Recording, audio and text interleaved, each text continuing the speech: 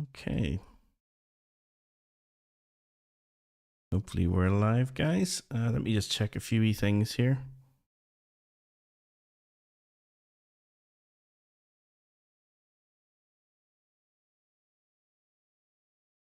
Okie doke. I think we're live. If you guys can hear me okay, just say hello in the chat. Just, yeah, a thumbs up or something just to make sure that it is actually working. It looks really sort of pink. I'll have to do something about the lighting.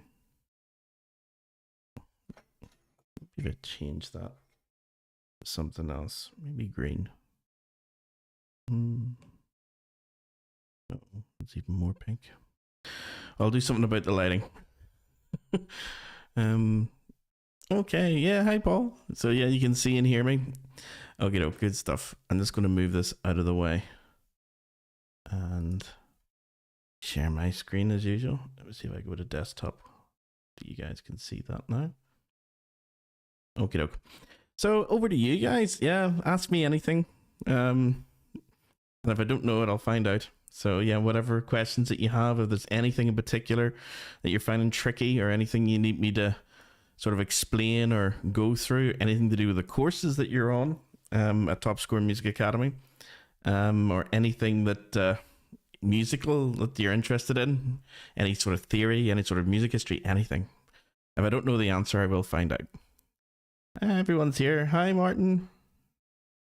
Hi, Onion. Hi, Declan and Co. Sorry I couldn't make last week. Family stuff, Kathleen. No worries, Kathleen. Yeah, it's just whenever you can make it, guys, we'll be here. And hopefully you guys are able to access the replays as well if there's anything that you've missed. I'm going to have to go through the ones that we've done and sort of make like a list of topics that were covered. I think that would make more sense rather because at the moment they're all just going to be, I think there's about 4 or 5 of them. It's probably 4 Ask Me Anythings so far. And, you know, you're not going to know what they're about unless you watch the whole thing. So to save people time having to scrub through everything, I'm going to make like a little list of topics that were discussed. Have you gotten anywhere with a tablet? Yeah, I wasn't able to find. I realized that it was on a Windows, and this is going back years. So I would probably have to relearn it and download it again. Which I'm probably not going to do now that MuseScore can do it. The reason why I did it years ago is because MuseScore didn't have the ability. I don't even think MuseScore was around then. Yeah, I don't think MuseScore was a thing, guys. And it's only in the last couple of years, I think the last year and a bit, that MuseScore has allowed you to, edit frets in a big way and do sort of, tablature and all that sort of stuff. And it's really, really easy to use. I've gotten used to it. Whereas the tablet, or tablet, table edit I used to call it, but it's tablet.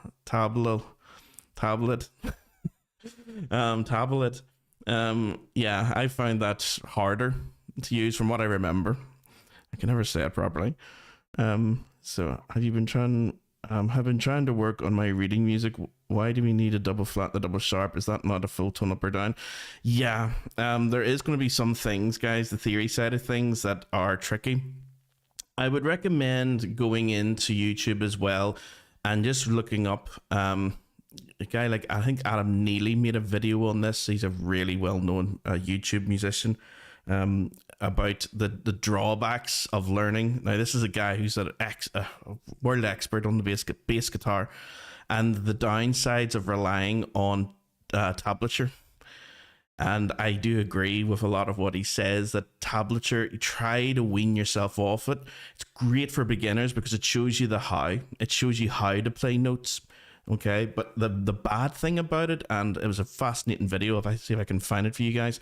The bad thing about tablature, guys, is that it makes it really difficult to recognize patterns.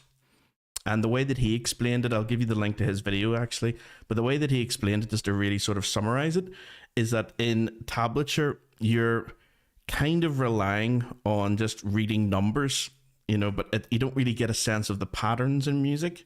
And it's the same thing like when you're reading, out of a book or a magazine or whatever, or newspaper article or an online article. You don't read every individual letter, you just read the word. And of course, over time, your reading speeds up as you get, you get older, you know, from infancy and into sort of teenage years into adulthood, your reading skills improve. And if you want to speed read, you can learn how to do that as well. But most of us read quite quickly, you know, as we get older. From when we were children. And that's the same thing that happens when you learn to read music. After a while, you'll learn the shapes of the notes, the crotchets, the quavers, or quarter notes and eighth notes, and you'll start seeing patterns in the music. Whereas when you're reading tablature and you're reading numbers, no, that is a hell of a lot harder if it exists at all. And I think Neely was saying that it doesn't really exist because you're reading all the hows all the time rather than seeing patterns. So yeah, I'm going to stick with the MuseScore stuff because that allows me to do both quite easily, very easily, to do staff notation and tablature next to each other. So I'll always do that for you guys because there's always going to be new students joining the course. But try to wean yourself away from tab onto standard notation, because once you realize, especially when you're practicing scales, where your D, E, F sharp, G, A, B, C sharp is on your bouzouki, you shouldn't really need to be told, you know, after a couple of years where those notes are. You should know where they are. Even when you add a capo, it's the same with whistle players. When they pick up a whistle, all 6 fingers, they still could say that's D. No matter what type of whistle they pick up, it's going to be the same for you guys. You know, when you add a capo, you'll probably still call the open courses GDAD, even though technically, of course, they're not anymore. But get into the habit of doing that first so you get used to recognizing patterns, and after a while you will definitely not need tablature. But yeah, I'll show you his article. Fascinating what you call it, theory. So let me see if I can find Adam Neely, and I'll share my screen with you guys so you can see it too. There's me. Okay. Tablature. Was it tablature? I think it was.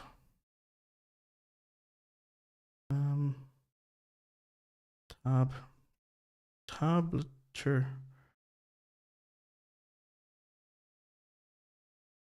Someone's written. What is that? What is it? Okay. Hold on a wee sec. There's a weird article. No, that's not the one. Okay.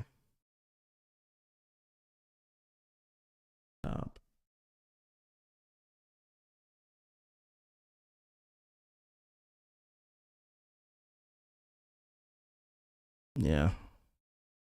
Why you shouldn't use tab, and it's not why you might think.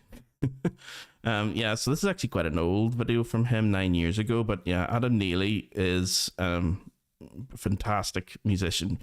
It's not just bass guitar, he plays like loads of things, but it was bass guitar that got me into his videos. So I'll send you guys the link, and yeah. Let me see. I think it's just up here. I'll put that in our chat. There we go. So yeah, check it out, guys. Interesting read, I think. Okay. Why do we need a double flat and a double sharp? Is it not a full tone up or down? Yeah, sort of getting into the theory of it. I'll show you guys. I'm actually at the moment going to be releasing within the next month or two a course on jazz harmony, and the first couple of videos of that explain key signatures and scales and chords as an introduction, and lesson 1 begins after that, 7th chords and 9th chords and all that sort of carry on. So that course is going to cover quite a bit of this, so I'll show you guys sort of a sneak peek of the handouts that I'll be using for that. See if I go into the desktop again.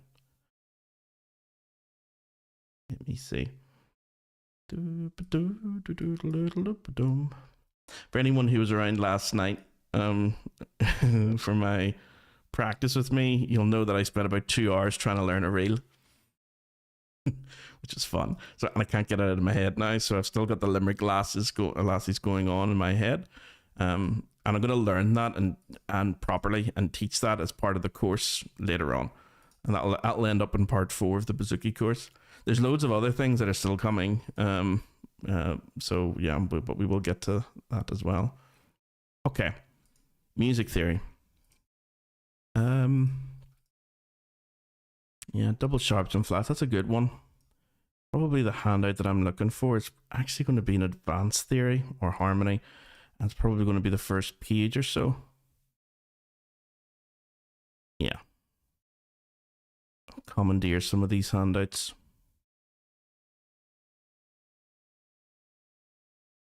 Do you know, it might be easier to show you guys.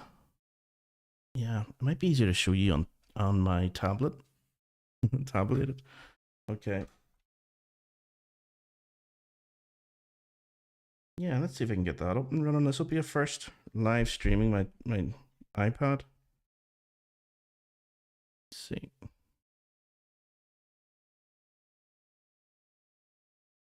Doodle-doodle.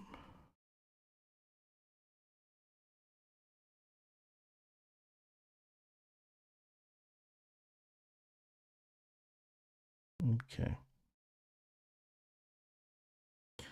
Class notes, music theory. Yeah, this is the one. Now, if I can do this properly, this will be a miracle if this works. But it's always fun testing out stuff. Now, if I press iPad here, and then press this, does that open? Hopefully, you guys can actually see my iPad. Oh, brilliant! It's at a weird angle.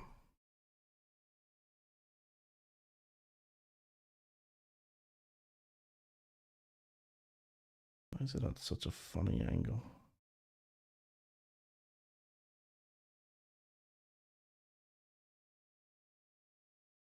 Not to worry.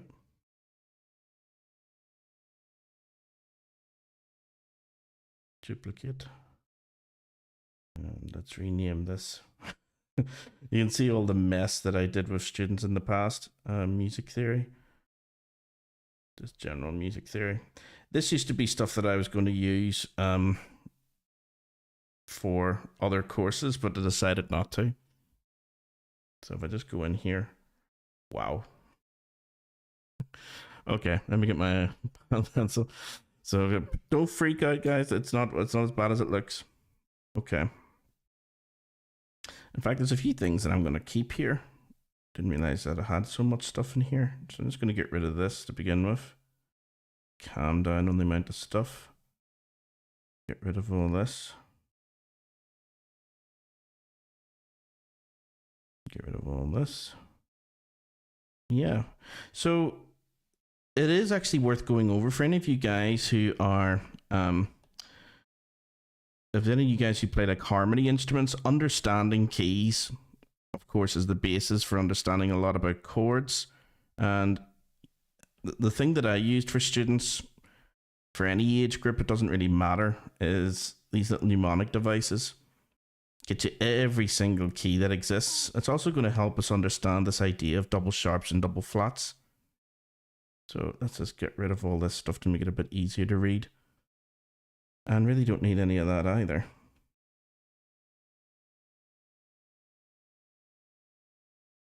Okay. So this thing here, guys, hopefully you can see this. Actually, I should have checked to make sure that you can, because this is the first time I'm sort of streaming with my iPad open.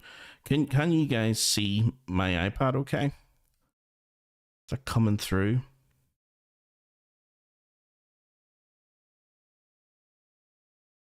Hopefully it is. Give us a wee thumbs up, or I think it should be.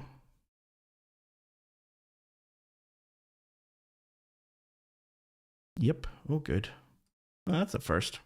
Okay, so that's a first for me, is using my iPad while streaming. Okay, doke. So to sort of explain some of the theory behind this, about why there's double sharps, double flats, it's all to do with, usually it's in minor keys when you're raising a note twice. So if I show you the major keys, first of all, say you're looking for the key signature that's very common in Irish traditional music of D major. The way that I tell students to sort of remember this is D major is one of the key signatures that uses the sharp rule. How do I know this? Most of the major keys that use the flat rule, nearly all of them, have the flat in the name, like B flat major, E flat major, A flat major. These are flat keys, just the name gives it away. There's only one that doesn't, and that's F. But yeah, we'll deal with F later. So anything that doesn't have a flat in the name, you know it's going to be using sharps. So A major, B major, E major, D major, they all have sharps in their key signature. So D major, how many sharps does it have? The easiest way to do this for students is just to count back a letter from D in the alphabet, or the musical alphabet, and you land on C. So therefore D major has F sharp and C sharp using this rule. So by counting back a letter, you're finding the last sharp of the key signature. In this case, D major only has 2, because the letter before D is C. And if we look to see where C is in the rule, it's the second word. Father Christmas gave Dad an electric blanket. You can put anything in there that you want, by the way. Any mnemonic device or any sort of rhyme that makes sense to you. One of my other students has something like, Fred's cat got diarrhea after eating beans or something. Whatever works, whatever works to help you remember it. That is the one I use for sharps. So if we were to draw out the scale or the notes that in the key of D major, so any tune in D major in Irish traditional music will have these notes in them, like D, E, every single F should be sharpened, G, A, B, that's a terrible B, B and C sharp as well. So that's the scale of D major there, D, E, F sharp and C sharp. How do we know that these are the sharps? Because we've done the rule above. Okay, we know that D major is going to have 2 sharps, F sharp and C sharp. Okay, so that's a standard key or a standard scale that you would get in traditional music for most tunes. And the same thing's going to apply for G major. I'll play it for you guys as well to let you hear it on, probably bring up the piano for this one. Make sure that it works. Yeah. So if I was to maybe let you see it, and the scale. There we go. D major Ionian. Oh, we have to move it over. There we go. D major Ionian. Okay, so that's the most popular key we use in Irish traditional music. If we do the next most popular, G major, you know that that's also going to use sharps because it's not G flat major, it's just G major. So remember, if you hear a flat in the name, you're going to be using flats in your key signature. So we'll do G. G's even easier. G major, you count back a letter again in the musical alphabet, just like we did for D. And the letter before G, of course, is F. So G major has only, its last sharp is F, but it's also its first sharp. It's just the very first one in the rule. So G major has only 1 sharp, F sharp. And if we draw out its scale, the notes that are used in the scale of G major, we have G. I'm going to actually draw them in, just to make it easier to read. G, A, B, C natural this time, D, E, F sharp, and then G. Okay, so every single note in the scale, every single note in this ladder, it needs to be there. You can't skip one, okay? Otherwise, you're going to miss out an entire line or space in the staff. So every single line and space needs to have something. Okay, so it's important to remember that you just can't go, D, A double sharp, or I suppose B double flat or something, G, B double flat, and then B. You need to have something for A, you need to have something for B, you need to have something for C. Every single note must be represented in the scale. Now, it can have a sharp next to it, it can have a flat next to it, doesn't matter. But a scale must have your normal scales must have every single note in there. G, A, B, C, D, E, F sharp this time, and then G again. So if I played this one on the keyboard, it should look something like this.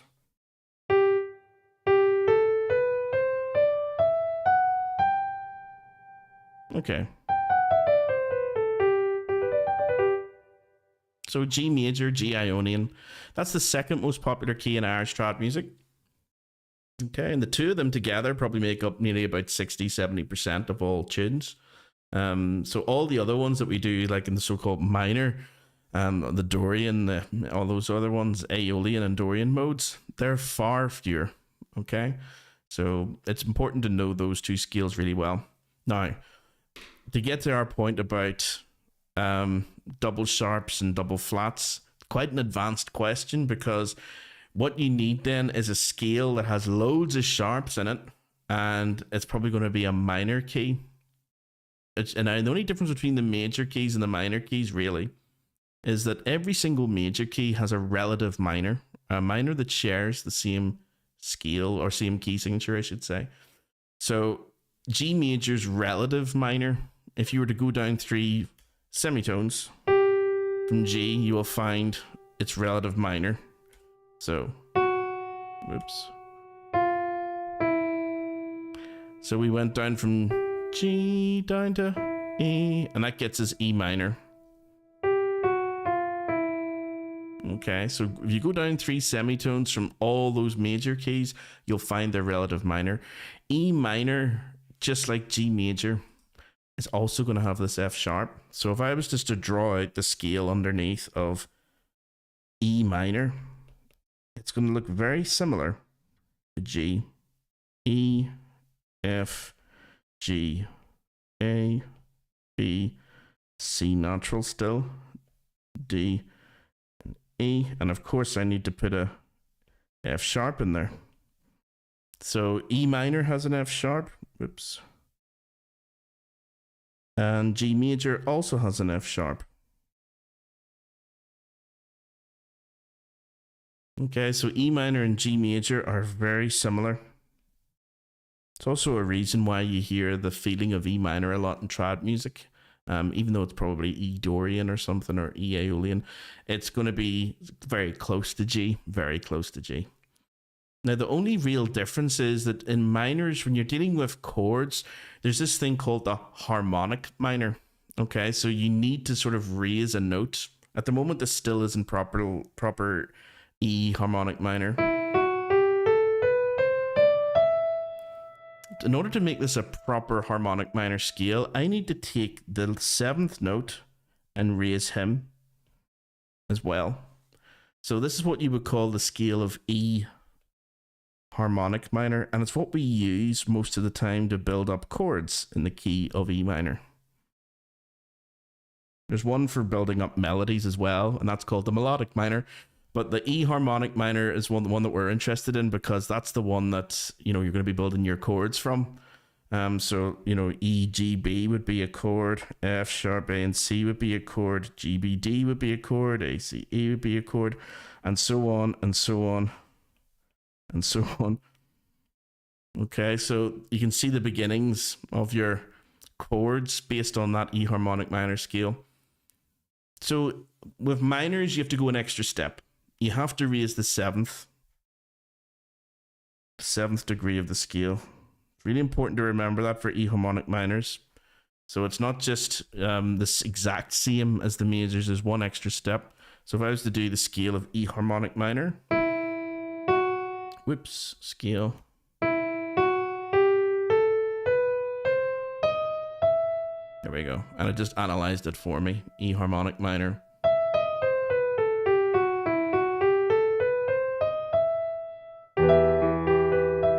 So when I play chords from that scale, you can see that. Let me see if I just put the right key signature in.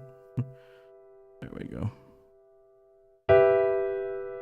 I want to actually have.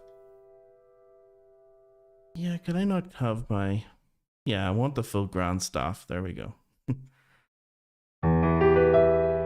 There's my E minor chord, A minor chord, B major chord. There's the raised 7th. So in the key of E minor,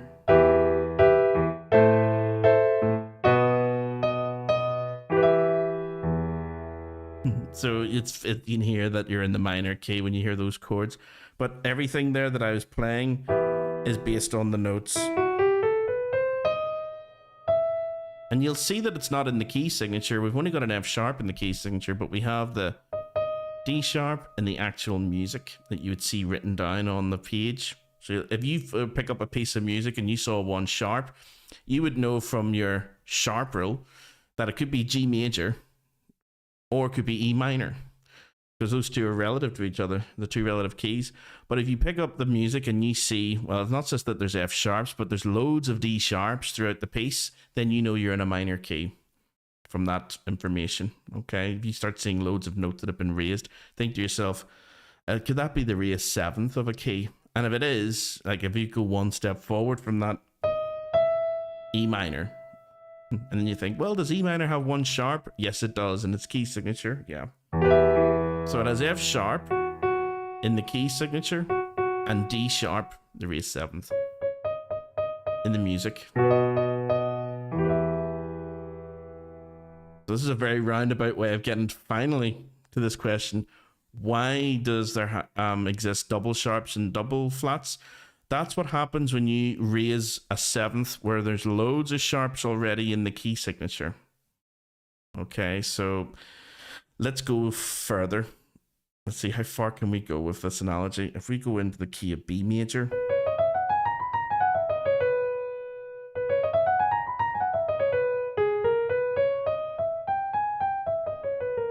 okay, we'll do B major. It's exactly the same as the others, but I'm going to change the color just to make it stand out a wee bit more. We'll do this one in red because this is the hardest part. If you get this far, you're probably hitting towards like grade 5 theory. If you're ever thinking of doing theory exams, if you're holding on, you'll get this is as difficult as it really gets. Okay, so we're going to be looking for the key of B major and its relative minor, but we'll do B major first of all. Do the same thing that we did for D major and G major up here. We're just going to take that B, count back a letter from B, and we hit A. Find where A is in the row, just like we did with the other keys, and you can see that it's down here. So Father Christmas gave Dad, and so that's F sharp, C sharp, G sharp, D sharp, and A sharp. There's 5 sharps in the scale of B major. Okay, so we won't worry about the flats just yet. That's something different. We'll just it's going to be the same rules anyway. Just do the same thing for flats and sharps. Okay, so for B major, let's draw in the scale, and I'm going to color these ones in as well. I always just draw the scale in fully and then add the sharps afterwards. So there we go. A up to B. Okay. So I know that there's going to be an F sharp for Father, C sharp, Christmas, G sharp, give, D sharp, Dad, and A sharp, Anne. Okay, so that is the normal scale of B major. If I was to play that scale, maybe just do them up here. Yeah.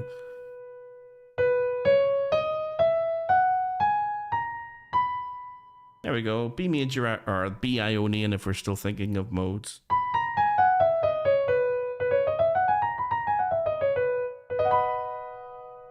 So it's still a major scale.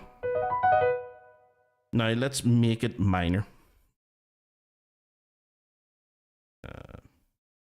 Where could I put this in?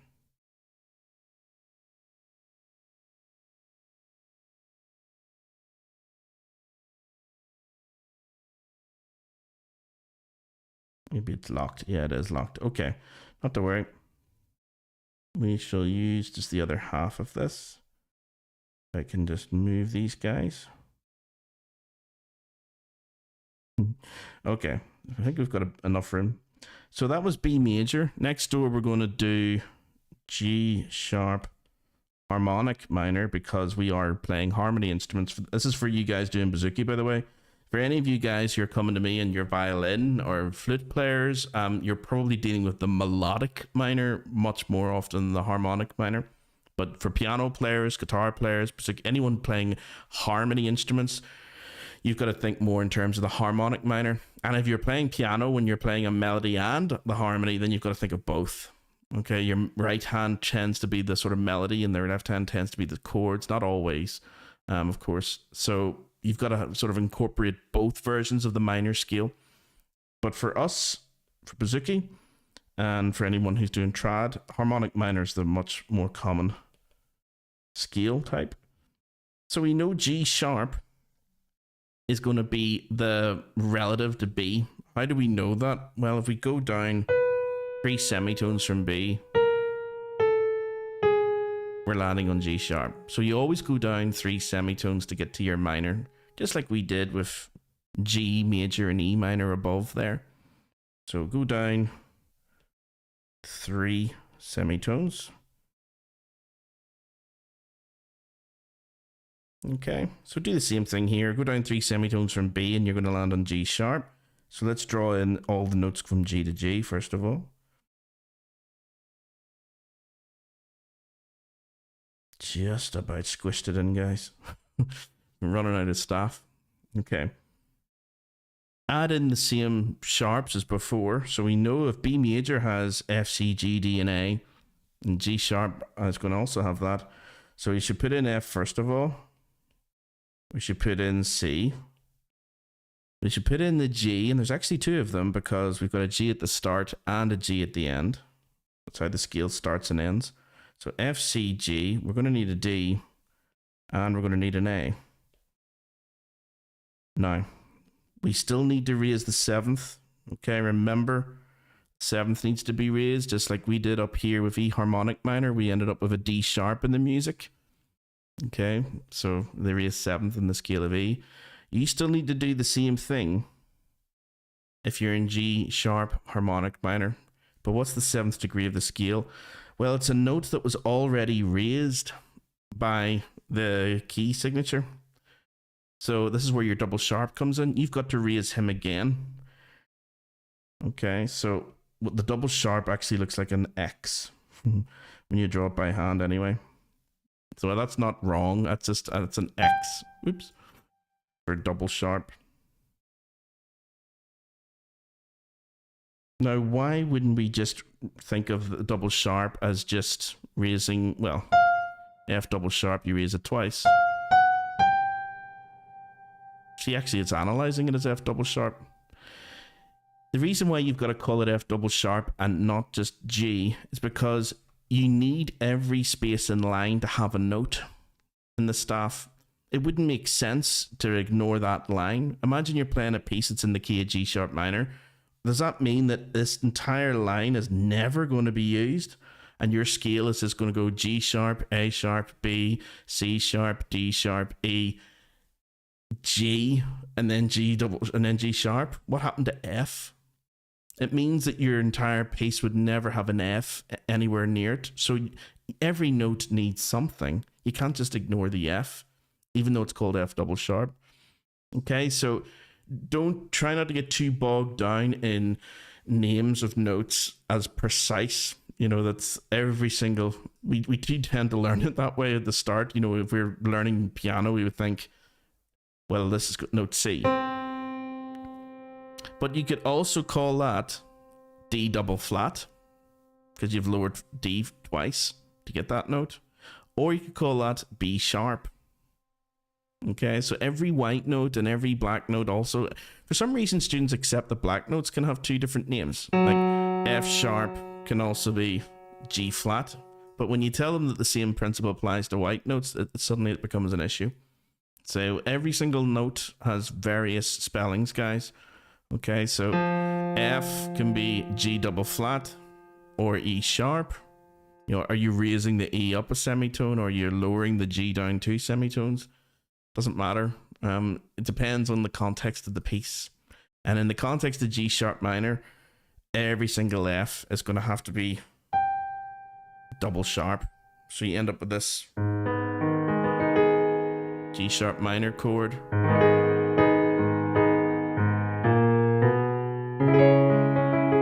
C sharp minor chord. Oops. D sharp minor, D sharp major chord. And if I was to show you that on the piano, it looks quite weird. Let me do chords and bring back those sharps. Keep it in minor. Here's your.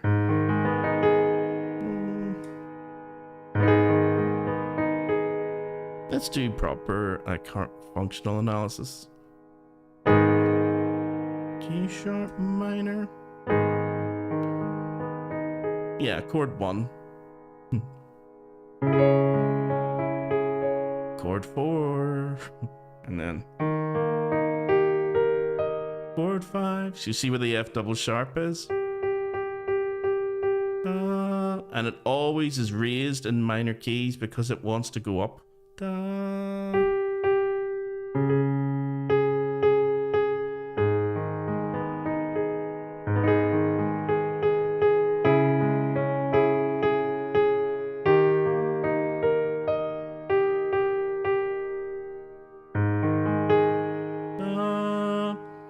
Okay, so it's not an easy question.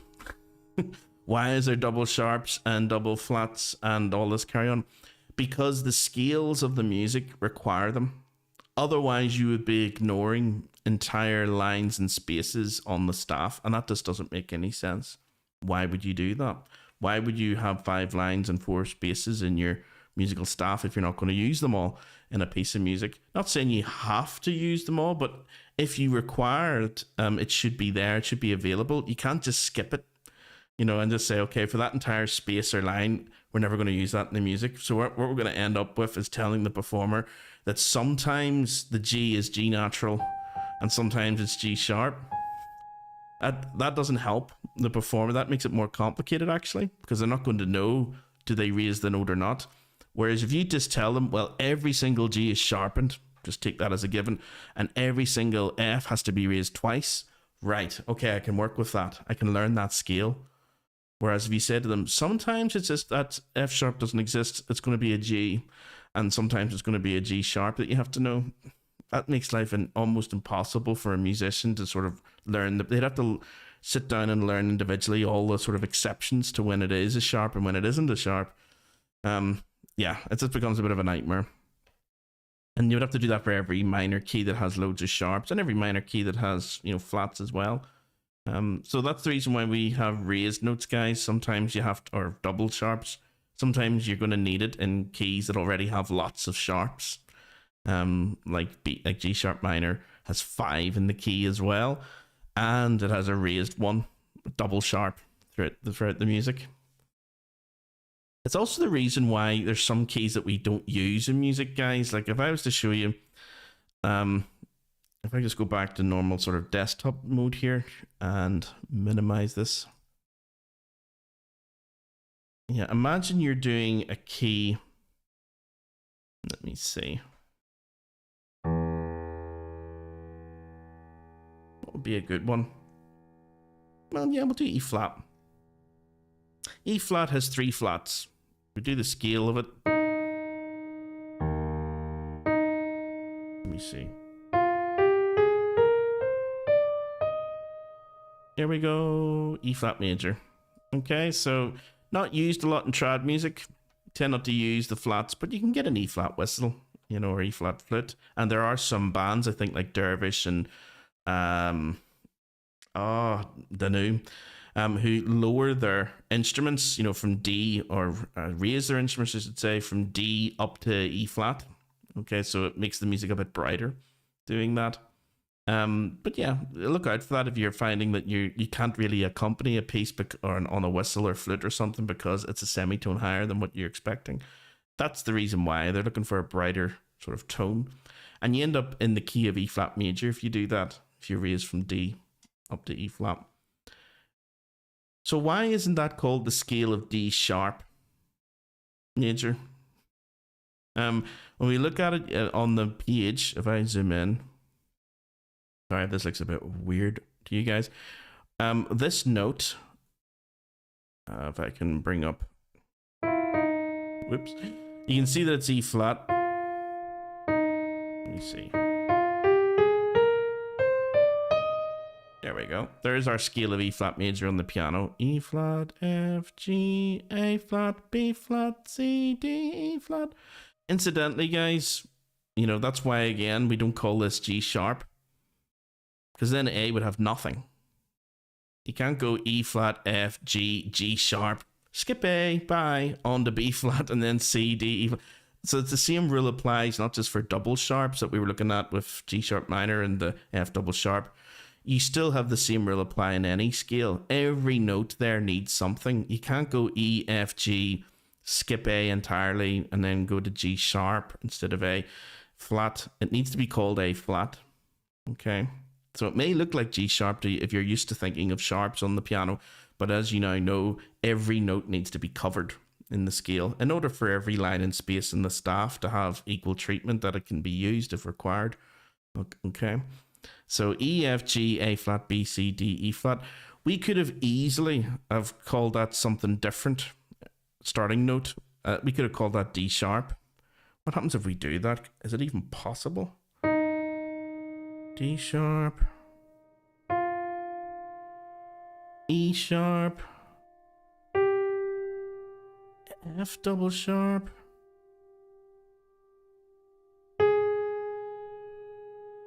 What would this be? G sharp. This is wrecking my head. A sharp. B sharp. C double sharp. D sharp. So that's exactly the same notes, believe it or not, as the E flat major scale we just played.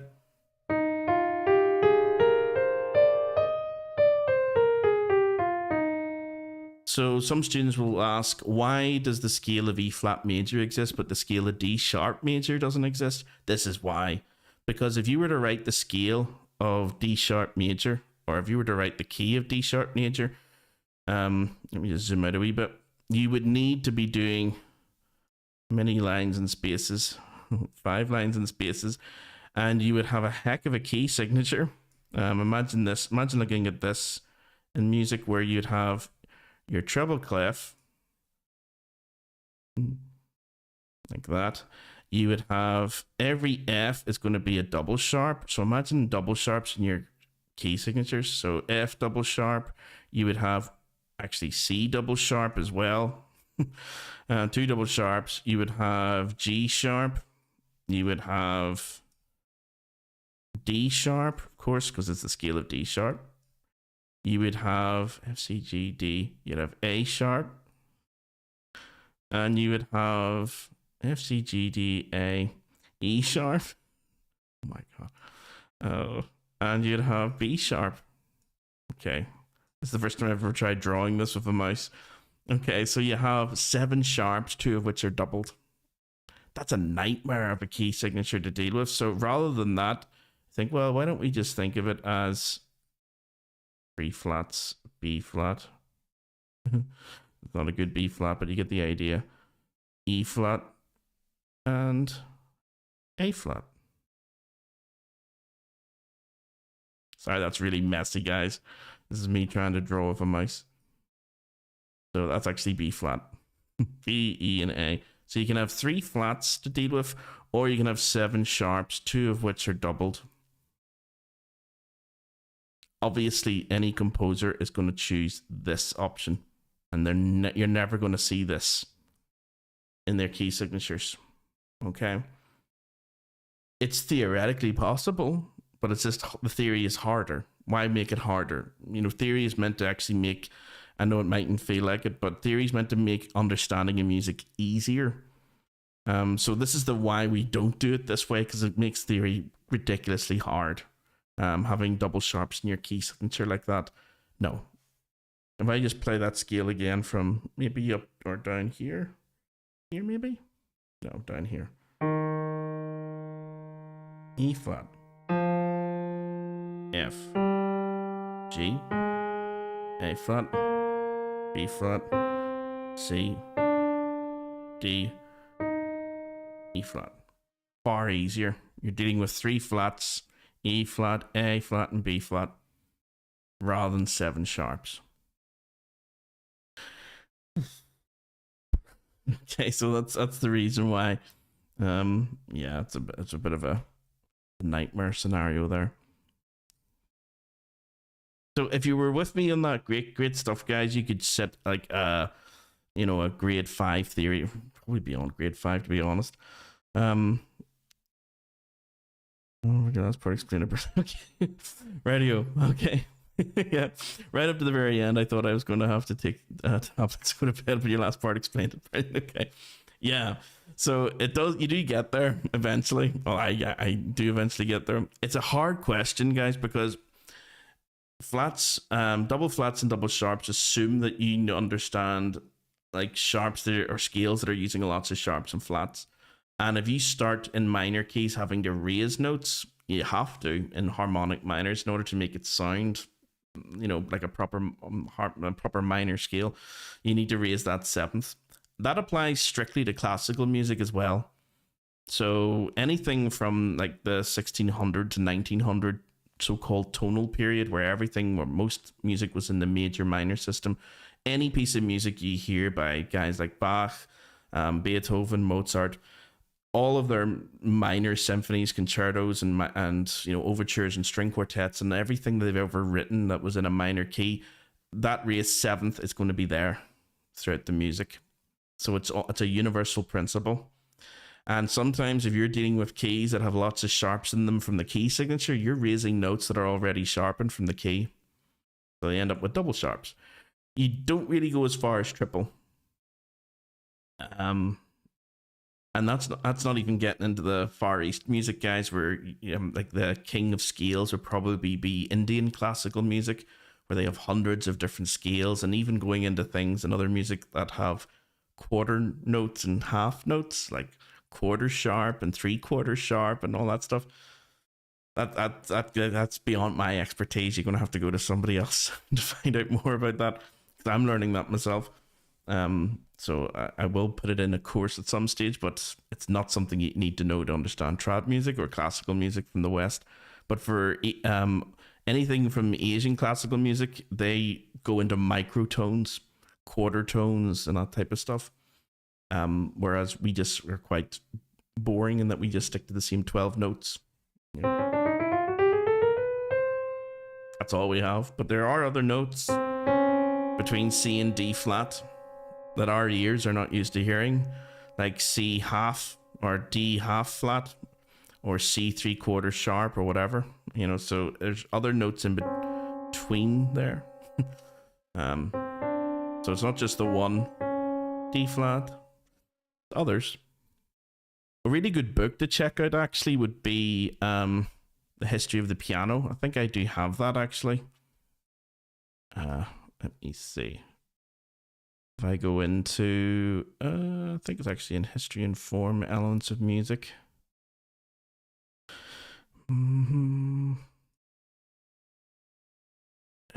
Yeah. Let me see. Oh, I'll have to hook it out for you guys at some stage. There is a brilliant book about the history of the piano, and it shows you modern pianos. I might even have it on my iPad. Let me see if I can find it. Oh, this would be fun. Okay, this will be another first. Can I play an app through my iPad, connected to my Mac, and stream it to YouTube, and you guys hear it all at the same time without everything collapsing in on itself? Okay, let's go back to iPad.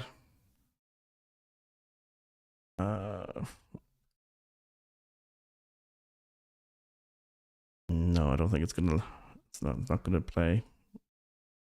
Oh, it does. Can you just let me know, guys, when you see it should say clavichords, spinets, virginals, and harpsichords. This book. Hopefully it comes up and you can actually see it. So yeah, just give me a shout if you can see the book. Does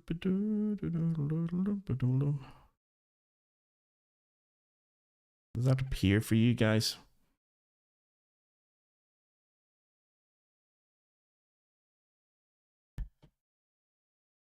Please. Oh, good. I'm going to try playing or clicking this thing. So, this is really testing the boundaries, is it?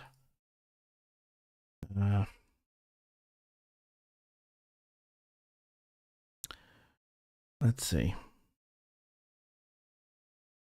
No, it's not coming out. I wonder if I made this.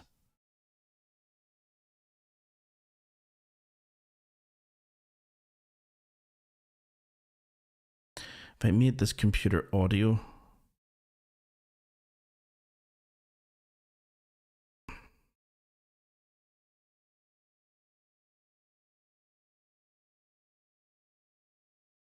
Let's see if I can try and make this work for you guys.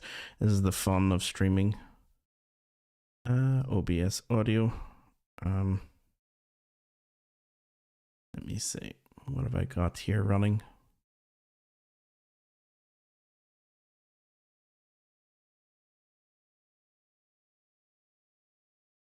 Microphones. So iMac. No, I don't want that. I don't want the webcams. Oh my goodness.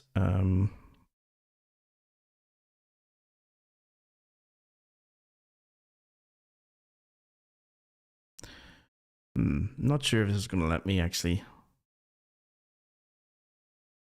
try a couple of things just to see. I'll turn that up now.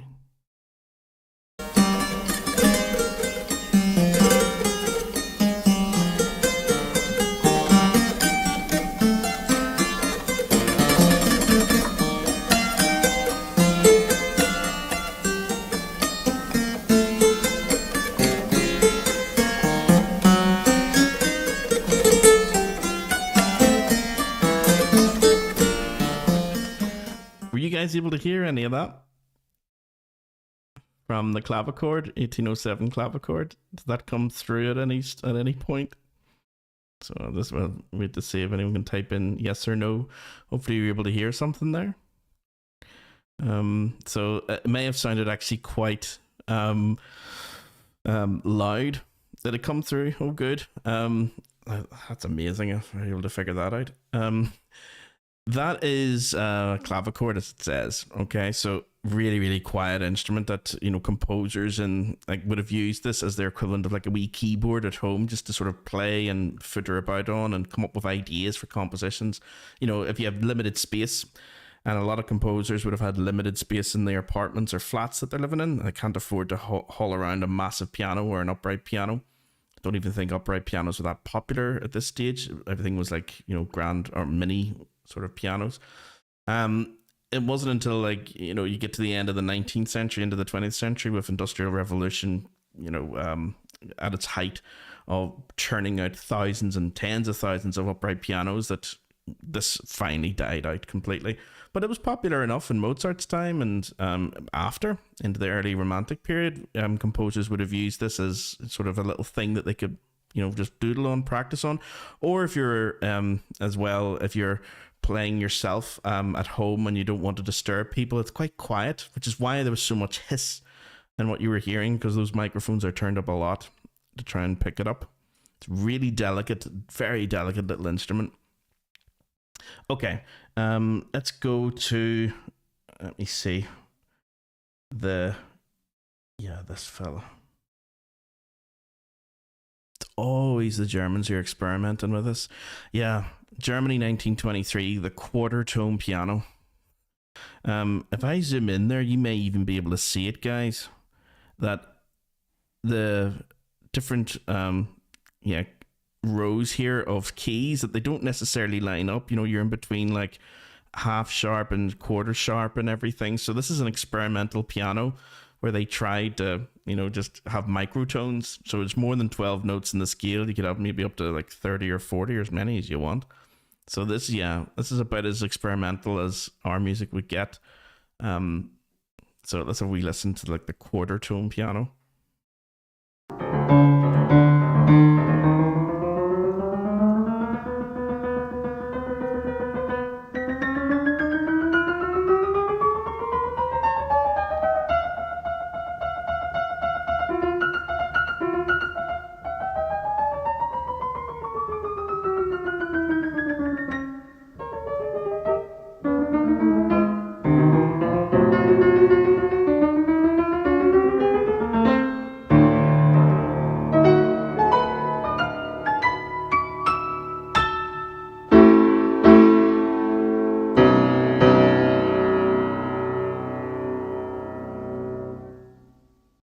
Yeah, there you go.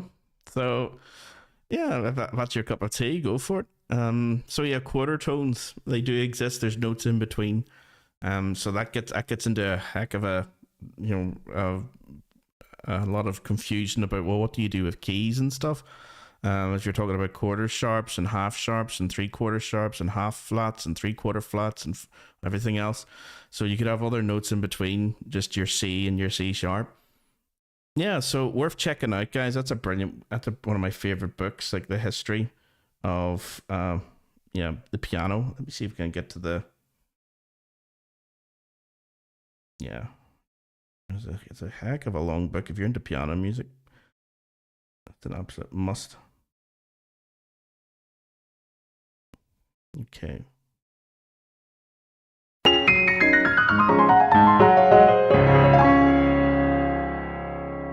Yes, by David Crombie. Um, yeah, definitely worth checking out. Okay. Let me see. I can close that down now. Finally.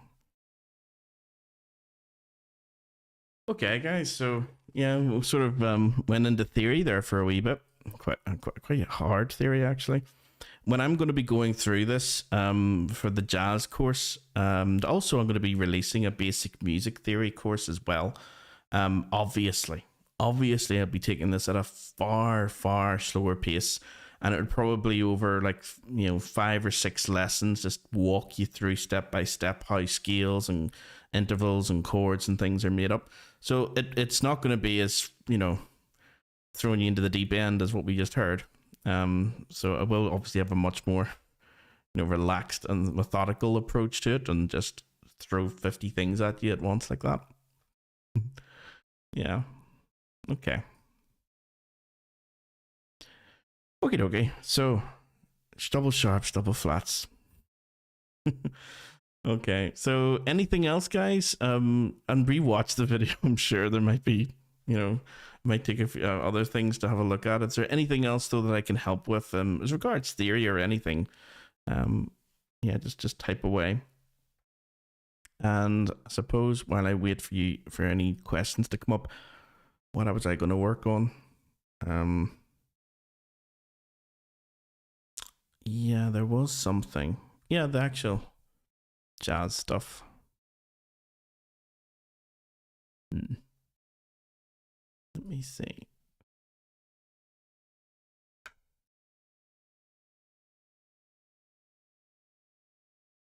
Um.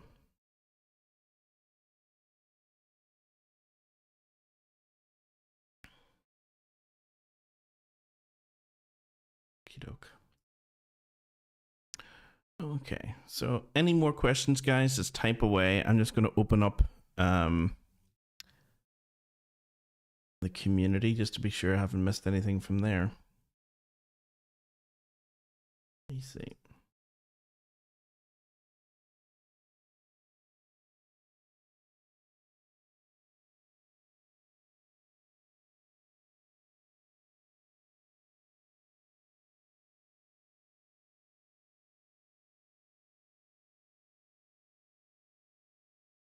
I'm going to music theory and jazz while I'm waiting for that. Okay, my feed. There we go. Takes sometimes a wee while for it to come up. The community. If you ever find that, guys, when you're going into the community and it takes like a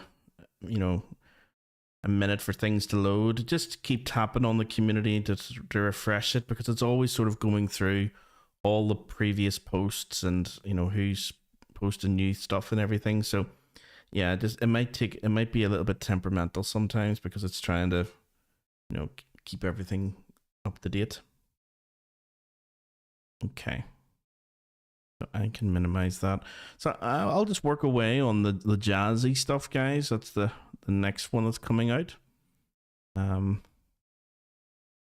Yeah. Just to be sure. Okay, so the chords that I was using. I think it was beginner jazz harmony. This is going to be one of the handouts for it, actually. So if I just go in just to open this up, show you guys what's going on.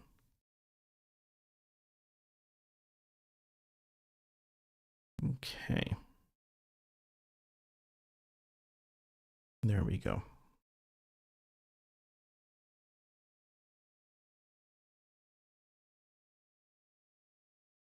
Yeah, like what do we mean by minor sevenths? What do we mean by just G with a 7 or F major 7? I'm just gonna check to make sure this is correct.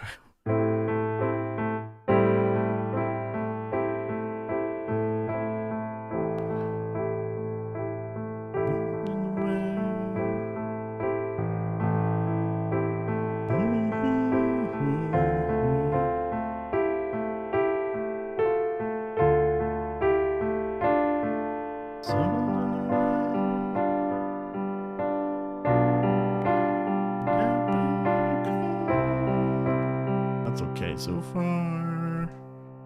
Sleep, little darling, do not cry. Never sing a lullaby. Okay, that's alright. Oh, that needs tightened up. That needs tightened up. Right. Okie doke.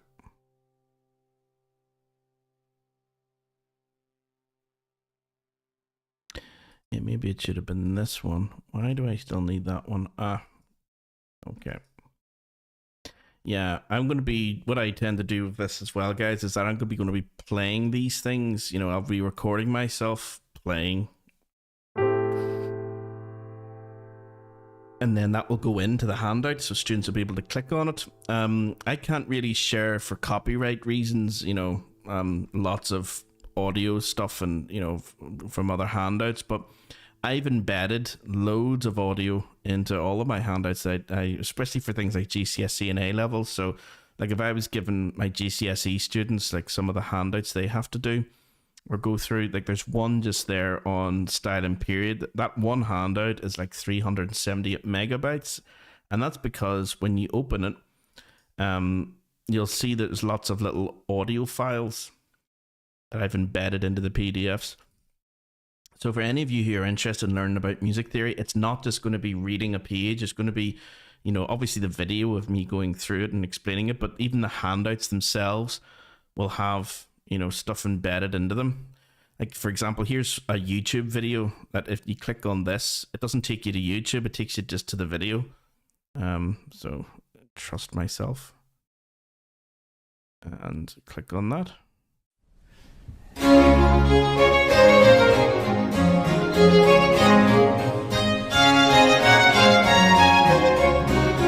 So I'm going to be doing that for you guys as well as, you know, making maybe little videos of me explaining things, you know, like a little 30-second clip or something. And anywhere you see these symbols in those handouts, you know, obviously that's an audio and that's video. Just click on them. So it should be good fun. Me trying to record myself playing this. I'm not going to sing it because that's I can't sing. That's the reason. Okay.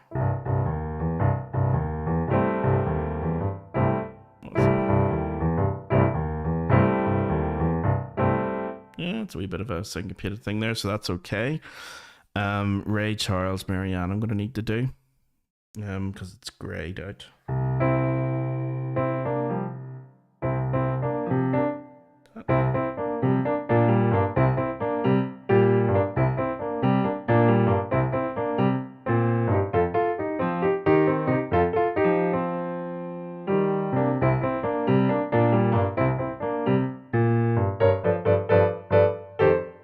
Okay, so that's what I'm going to record in there.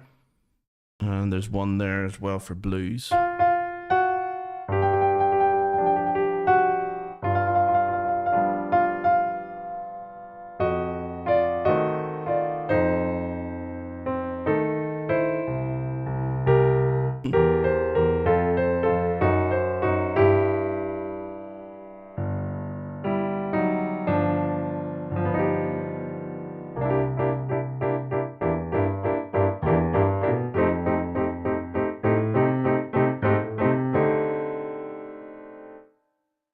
Okay, well, some of them are just going to be little short snippets, very short snippets. Okay, so what I need to do is that one's done. This one I can still, you can probably tell that there's a gray border around it, so I need to go with doing this guy. And yeah, as I say, if there's any questions you have, guys, you just type away. I'm just going to be working on this until I figure out how to get my iPad back to where it was.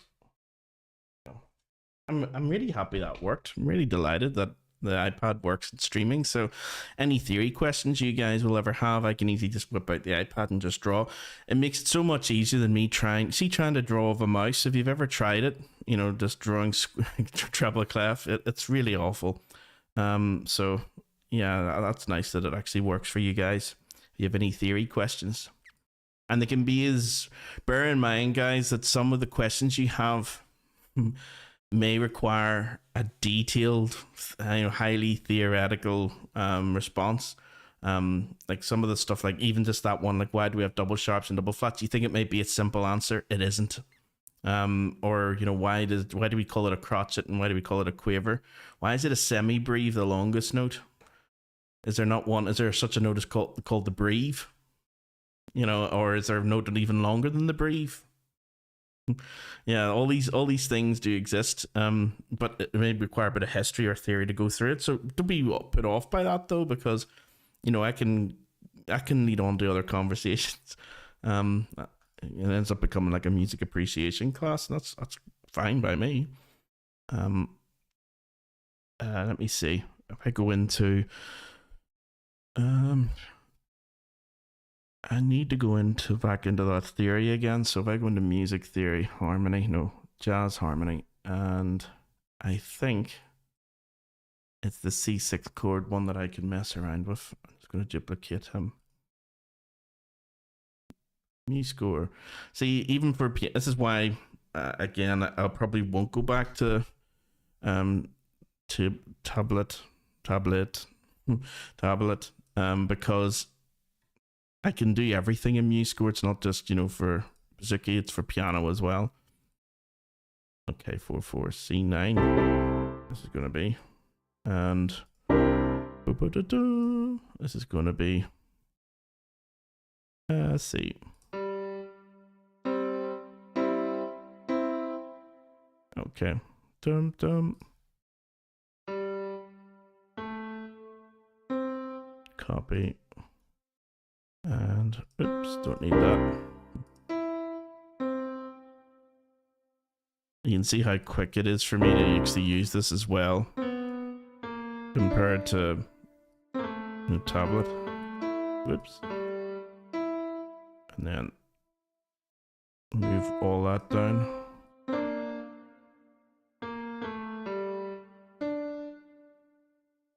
Okay, that should be a crotchet. Don't need that. Don't actually need any of this. And make that a quaver.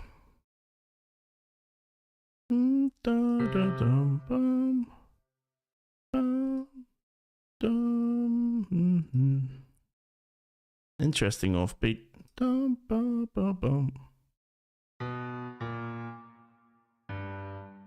What happens if I just play that over and over?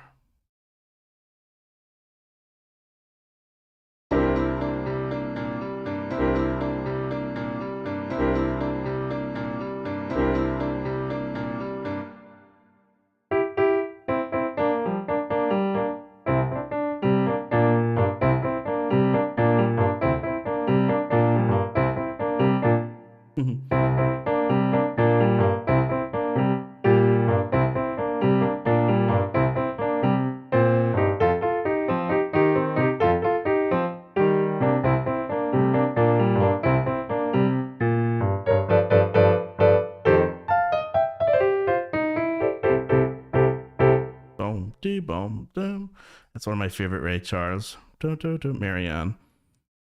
Oh, it was the second bar. Whoops. Yeah. Let's get off that. And let's go back to copy and paste everything. Oh, oops. There we go. Okay. Bum. And then two rests. And then dum. Don't need you. Bum. that's just the same. Boom, boom, boom. Staccato on here.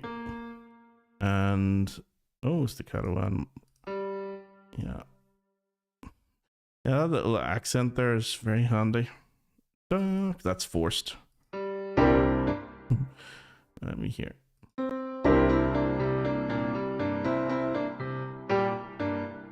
me just get rid of that for a sec.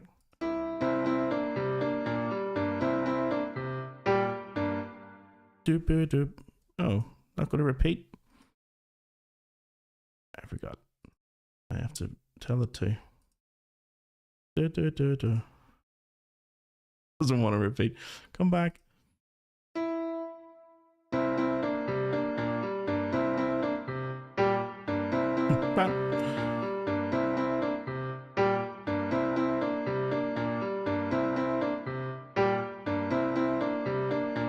That'll do. Let's add in our C9. Okay.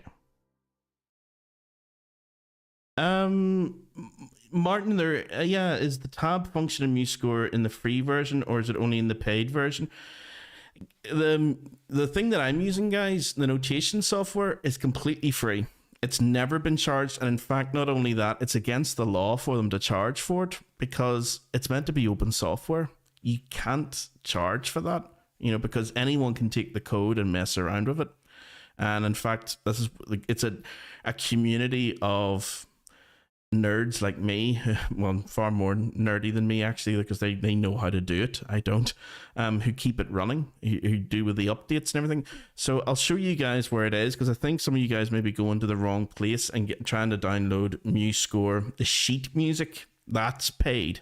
Where people sell what they do here, what they create in MuseScore for free. They can sell it on MuseScore.net, I think. So I'll show you guys where it is if I can bring it up. So yeah, make sure you download the right thing, guys.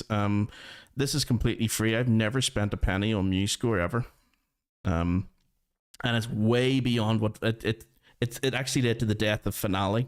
Another notation program package, and it's quickly killing Sibelius, I think, which is another one that my students use in secondary schools all over the UK and Ireland, because it's crazy that secondary schools would still pay from you. I know they get like an education discount from Sibelius, but it needs to be constantly updated. It needs to work with every computer in the school, and it constantly requires a new license every year, and it costs hundreds.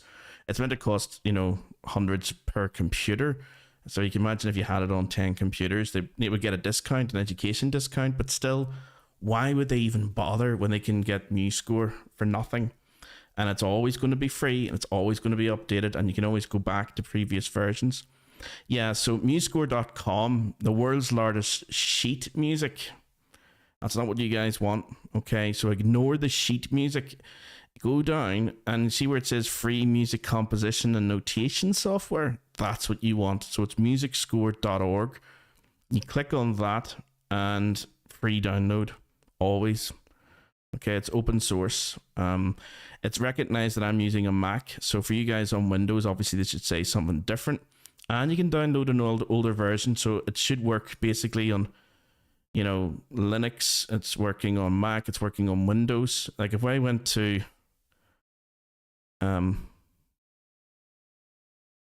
my goodness, it works on everything. I don't even know half of these now. There you go. So yeah, what's the older versions that it could work on? Download for Windows. Yeah, that's the most recent one, 4.6.5 from December. Let's see if I went into Mac older versions. No, I'll do Windows because most of you guys are probably Windows.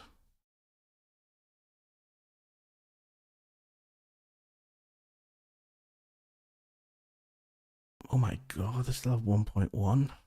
Oh, that'll be interesting. Let's go into all platforms. How far back does that go? 2013. So I'd be amazed if any of you guys are still using computers that's would require that, because like that's pretty old. But you can, if you wanted to go ahead and download that just to check it out. really use the simplistic version of it. I would highly recommend you don't, and just do the most up-to-date version, just to see can your computer handle it. It should be able to. Like Mac OS 12 or higher, like the Mac that I have at the moment is a little bit beyond that, and it's not the latest Mac. Like if I went to let me see over here. Yeah, I'm on a Mac from 2021, and my Mac OS is Mac OS 15. So this should still work on Mac OS 12, and the Mac that I'm on is Mac OS 15, and this is from a 2021 computer. So it's beyond what it requires. So it takes up quite a large selection for Mac. For Windows as well, anything for Windows 10 or higher, yeah, you can do it there. And same for Linux. So it's a nice wee program. I would highly recommend you guys use it. It's so easy to use. Okay.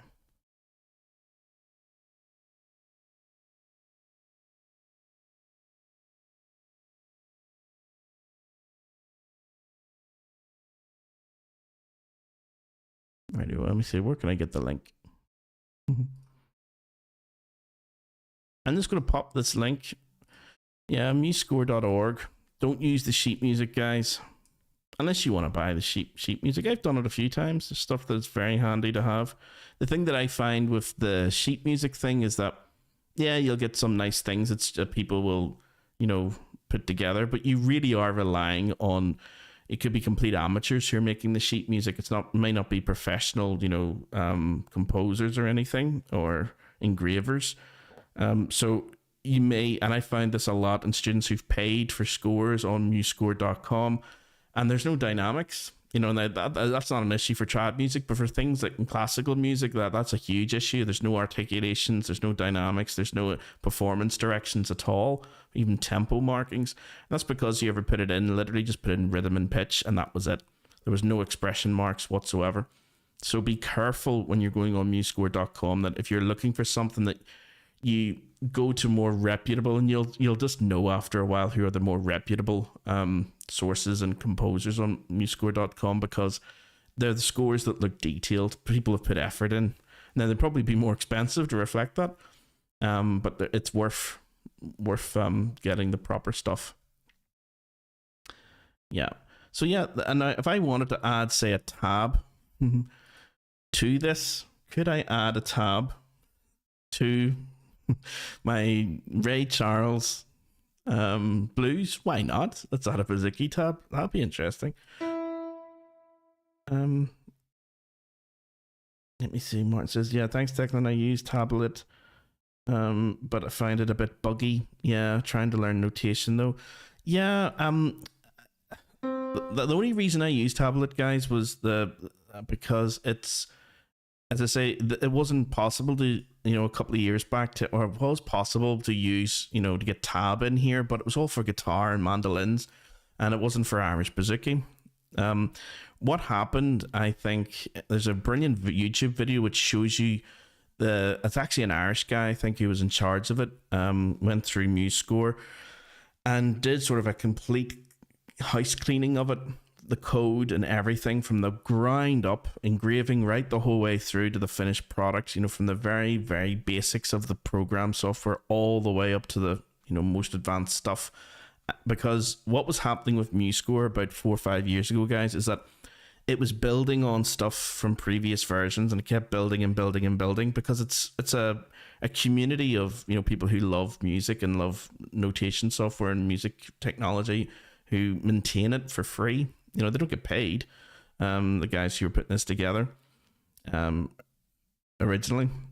And then there was a guy, I think, he was hired to come in and sort of revitalize it, and it totally changed. The difference between MuseScore 3 and MuseScore 4 is night and day. Like some of the stuff I was able to do in this, like I'll show you guys here, interested in how far can you go with this free software. You can even bring in stuff that's paid to make it more what's the word, more advanced. So I'll show you like one of the things that I did with one of my GCSE students, because she was composing something actually. Where would it be? It'd be in composition, wouldn't it? Let me see. See if I can find her composition for you guys. If I go in here, student. Yeah.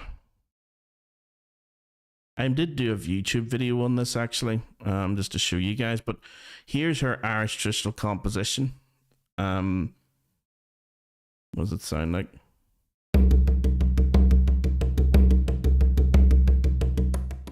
Now, the reason why that sounds like a real boron is because, whoops, can I just close this down? There we go. You can go into it now. You weren't able to do this in MuseScore 3, but you can go in into the mixer and even add in like professional plugins that you may have bought, you know, elsewhere. So I've got like Contact 7, I've got like Native Instruments Contact 7, I've got the Native Instruments Irish collection. So I was able to get like nice sounding borons and bouzoukis and everything in here as well. Now, she didn't want tab. I don't think she knew tab, but she understood notes. So, you know, you get a bouzouki sound.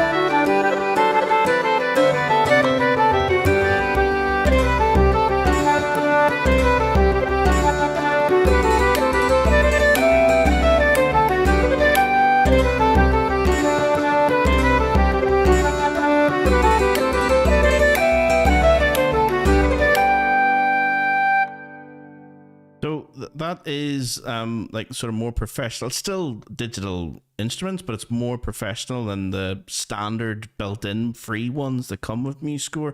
So yes, it is capable of doing even way beyond this, you know, writing full-scale symphonies and stuff. So you can make it as simplistic, you know, just one instrument, or even just bouzouki, or bouzouki and tab, or bouzouki, tab, and chords, or just ordinary notation, or as complicated as you like, adding little ornaments and everything, and, you know, just what does the flute sound like on its own? Or concertina. Or bouzouki. Boron. Won't let me do boron on its own, will it? No, I don't think it will. And harp.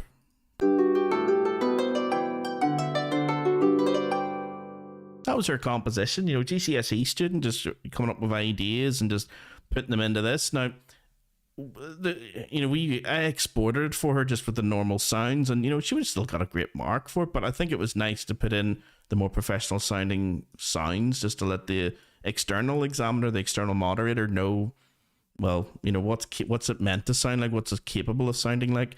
So yeah, those plugins are paid for, but it's not subscription. You pay once and you own forever.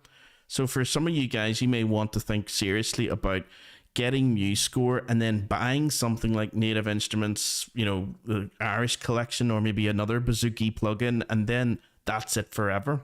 And then you'll have a proper Bouzouki sound and everything. Because you can go as far with it as you like. Oh, I'm going to put a little double bar line in there. And you can customize it as much as you like as well. All the stuff on the right hand side, I made it as, now for me, that's for students that may look very tricky. Like there's lots of stuff here. But you can get rid of a lot of this. I only have a lot of stuff here because I sort of teach a lot of different things. So for Bouzouki players, they may not need, you see this sort of keyboard stuff, like for pedals and stuff, you may not need that. So you can just go in here and just, hide palette, and that gets rid of it. So your whole user interface is customizable. You can have it as, detailed or as simplistic as you like. Okay. I think that's about it, isn't it? We don't really need. Well, you know what? I'm actually going to export that as an image file, and then I'll edit it.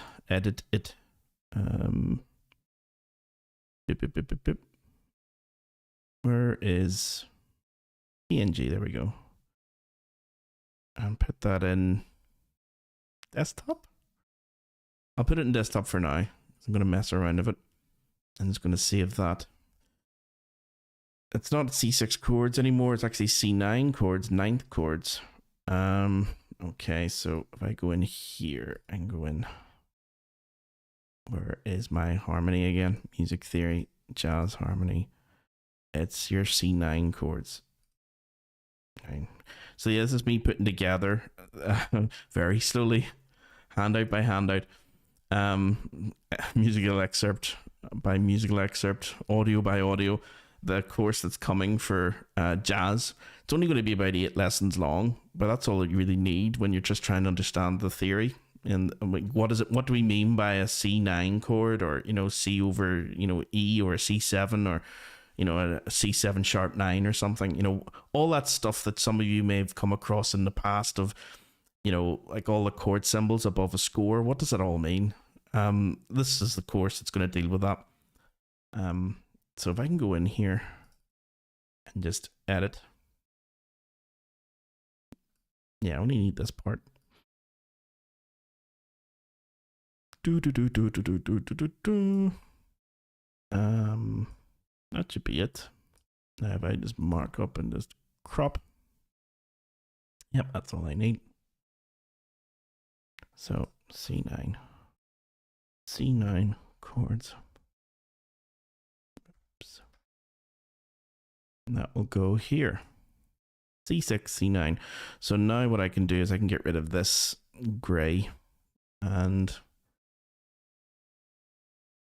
edit object. That's not the one. Thought it was. Image. Yes, it is.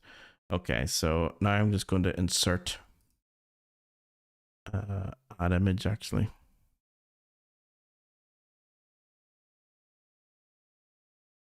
I'm going to go, I have to remember, I put everything, music theory, jazz, harmony, C9, there we go.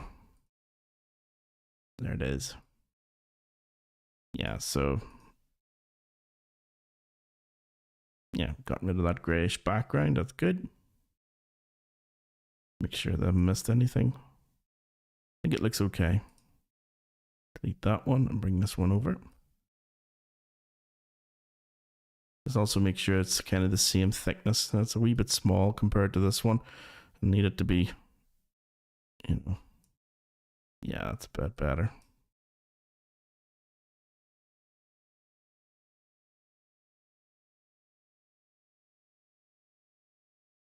Okay. Let me see. Du, du, du, dum, dum, du, du, dum.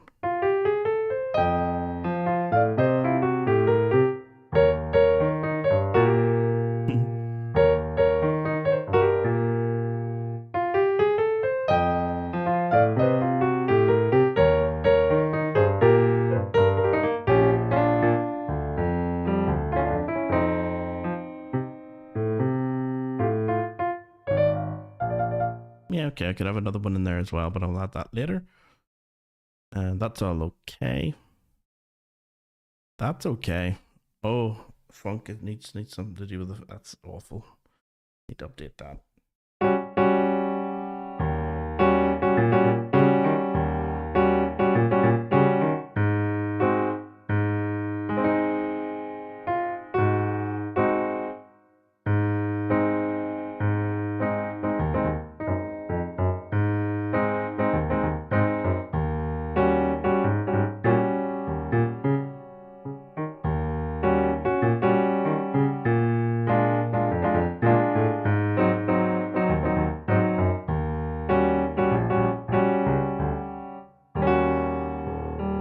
Yeah, the Jimi Hendrix chord, this is known as. Yeah. Yeah. So dominant 7 sharp 9 chords. Anytime you see that, think of Jimi Hendrix. He didn't invent this chord, for any of you wondering. This is just Jimi Hendrix used it a lot. So anywhere you see these sort of like 7 sharp 9 things, I explain in what they mean in the course as well. And this handout is just for musical examples from the video that I'll be making about each of these, but that needs to be updated because that just doesn't look right. It's very grainy. You can tell some of my handouts they're quite old. So yeah, they need a wee bit of updating. Hopefully you don't have to do this too often. Like the amount of times I've had to go into these things and update them, for new technology and whatnot. This is the 3rd time. Getting a bit annoying. So duplicate. This is going to be, I'll call this E flat 7. Sharp 9. Sharp. Oops. No pound sign. Sharp. Sharp. There we go. Sharp 9 chords. Okay, let's go into him. I have to edit this now. So this will give you a good example, guys, of how MuseScore works. How fast, after you get used to it, zooming in and out and being able to go in and change things. Because at the moment, this has got 3 flats in its key signature, so I know it's in the key of E flat major. Again, that's another theory side of things. We looked at all the sharps earlier on at the start of this, but yeah, there's also flat keys. Just drag flats in from under key signatures. There you go. You literally click and drag and drop. That's what I love about this program. It's so easy to use. That actually, just move them up. There should be a crotchet rest here, so turn that into crotchet and then turn it into rest. This needs to be a dotted note, so take that and just add a dotted note, and then make it a flat, and then add in another one, which should be, there we go. Bam. So having the same thing here.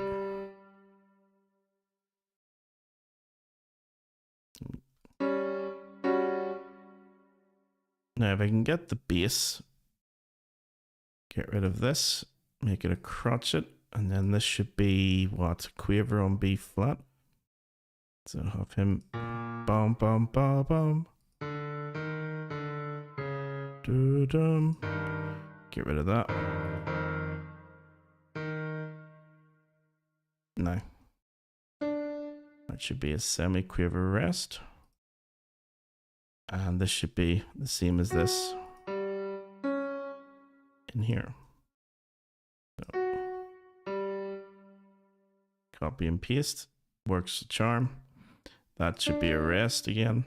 So you can see how easy it is. You just click on things and then select things and it'll change it for you. I want this to be worth a crotchet chord. So just click on this, click on the crotchet note. It gets rid of the other one automatically.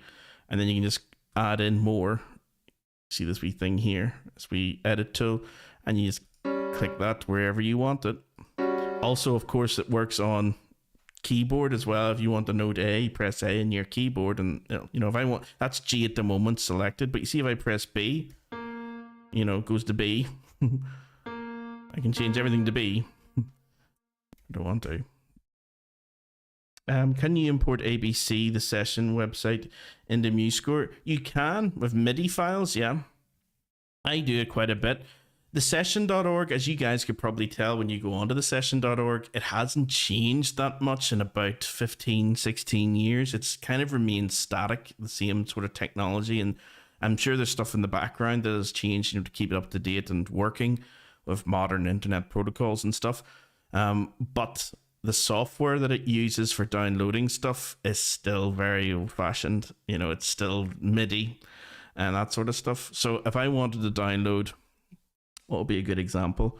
Well, one of the tunes I'm going to be teaching the gang in the Bouzouki course, I can do. Let me see. I'll use that as an example.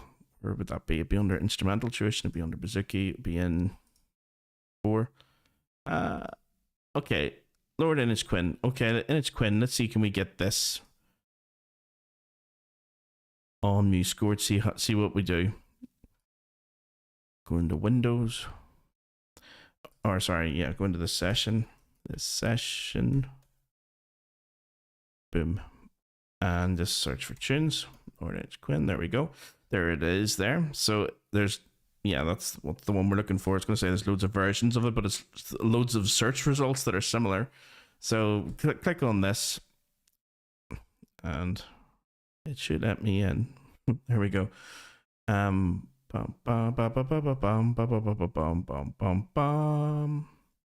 if we go to ABC and hit download, see the way there's ABC and MIDI? Just go for MIDI. So if I click MIDI, now as I say, their MIDI is quite old.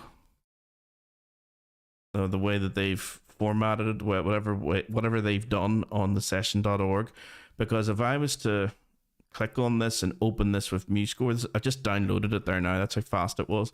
But if I go into open with and select MuseScore, it will open in MuseScore now. There we go. But notice the problem. If we go back to the sheet music, there's an upbeat here. There's a repeat mark here. There's a repeat mark here. None of that came through. So it just did, because it's MIDI, it just took everything again. It literally goes through the sounds and just writes them out, sounds and keys. But you see the way there isn't an upbeat, so everything is like a beat off. Now that's nothing to do with MuseScore, guys. That's the session.org. Like they could easily turn these things into proper MuseScore files because MuseScore is free.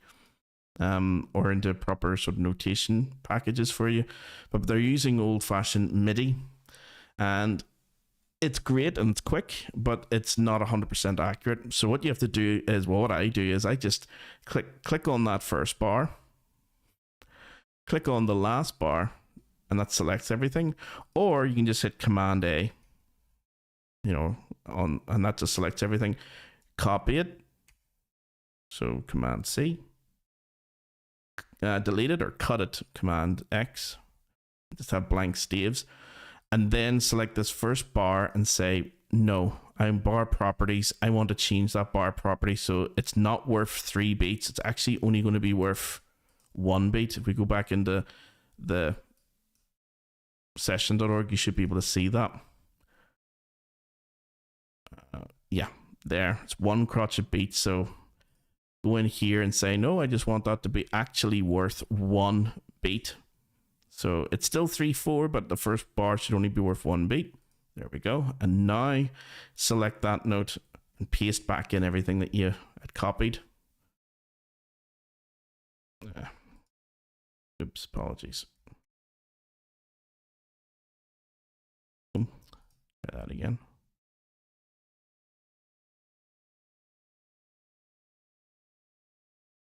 There we go.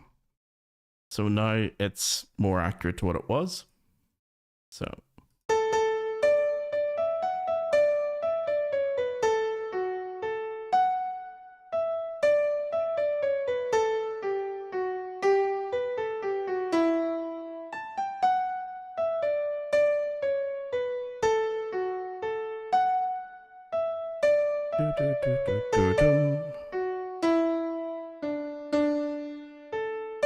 And this is where it should have been a repeat mark.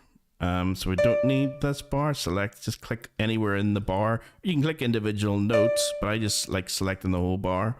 Hold down the shift button on my keyboard and then select to the next bar that I want to delete. So this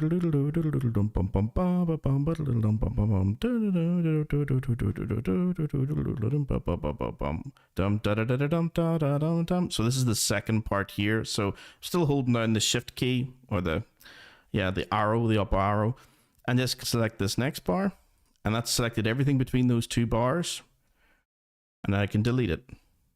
Right click, delete bars. There we go. So it should be okay, so I can go and select that bar, go into my bar lines, put a repeat mark in, select the first bar, put a repeat mark in, and now I know that a section is repeated twice. So you can really format the look of it the way you want. I mean, for me, I don't like this indentation on the first system, so I go into, and I wish they would figure out a way that I could just do that by default, you know, a template or something that don't have to keep doing this every time. But if I go into format and style and enable indentation on first system, deselect that and hit OK, and now it's gone. So how many bars do I want in the first line? You can also go in and change the tempo, make it a bit faster, maybe 160. Let me see. 160 actually would have been fine. 160. Yeah, it's a bit fast though.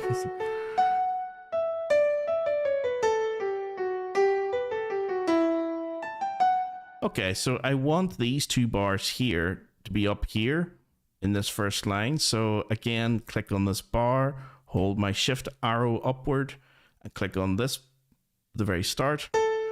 And then using my brackets, which on my keyboard are these things up here near the enter button. You know, these are your brackets. Use them to sort of squish and, you know, make the music bigger, make it smaller, squish it, or, you know, drag it out. So I'm going to squish it. There we go. And you see the way now all those bars are on the top line. You can do that for anywhere you want. It's because I wanted this to end here, this repeat mark. I want that to end, so it looks like that's the end of a section. This next section.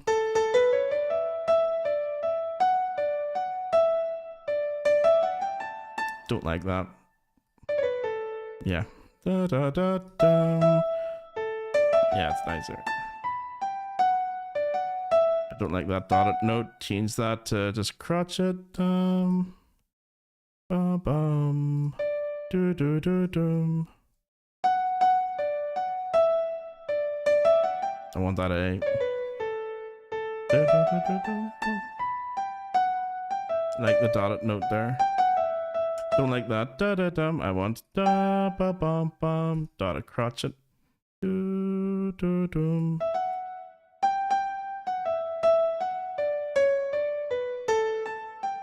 And I want that dum ba ba bum. So minim 2 quavers then. Da da dum. There we go.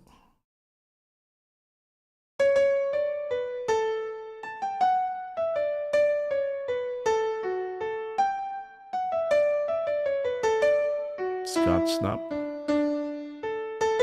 Don't need all of this right to the very end. This is all just repeat. So you see the way that it doesn't take upbeats, anacrusis, as we would call them, technical name for an upbeat. So it doesn't take upbeats, anacrusis, and it doesn't take repeat marks. So that's annoying. But that's just because this is the way the session.org, this is what they have. You know, so they don't have any other system for it. That's not the fault of MuseScore, because the session.org has been around for years. Added 23 years ago. Like that's probably one of the earliest tunes that was added to the session. So, and I remember it's always looked like this. Always. I can't remember a time. Well, it may not have always, but I can't remember a time when it's never not looked like this. So yeah, it's just one of those things. I think it is another volunteer community, so I'm not sure if they're ever going to get anyone who's going to sit down and go through it, and figure out a way of making those MIDI files, figure out a way of making them take into account upbeats, take into account repeat marks. If they're able to do that, then about 80 or 90% of the music would be perfect. Dun, dun, bum, bum.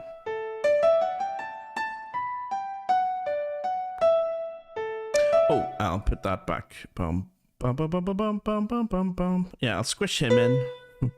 So select those bars and just boop. Squished it.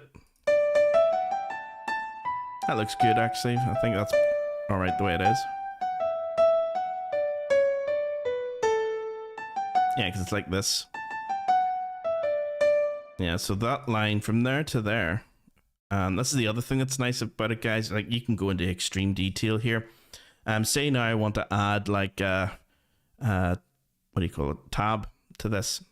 You can go into properties and you see into layout, and you see the way it's like piano, Lord and it's Quinn. If I used to just hit that wee arrow, at the moment it says treble clef. Select that and just the wee gear icon next to it.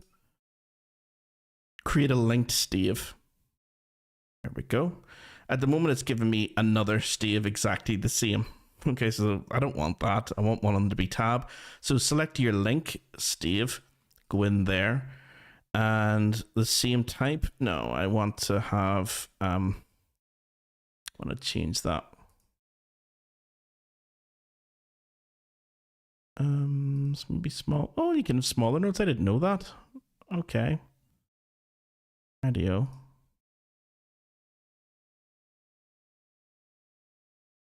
Let me see. Oh, I think I've selected something by mistake there.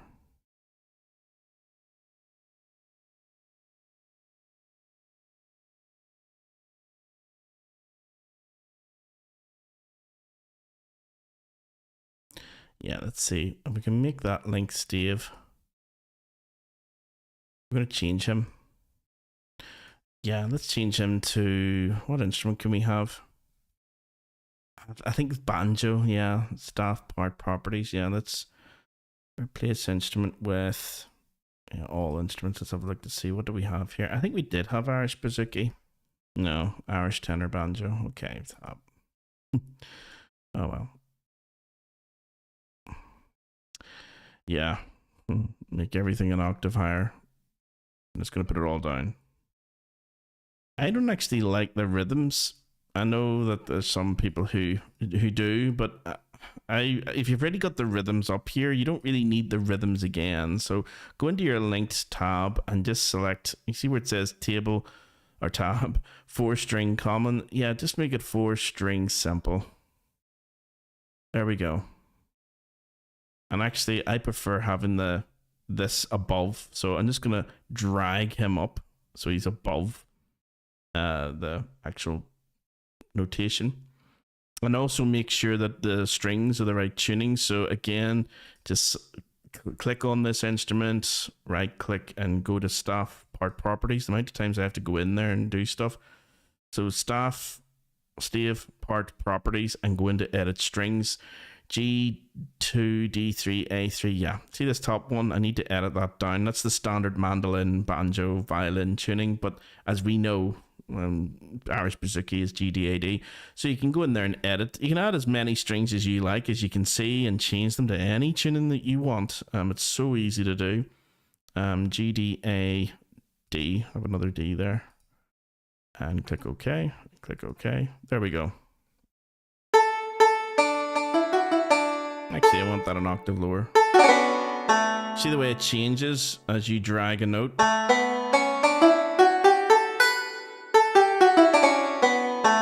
It's very responsive.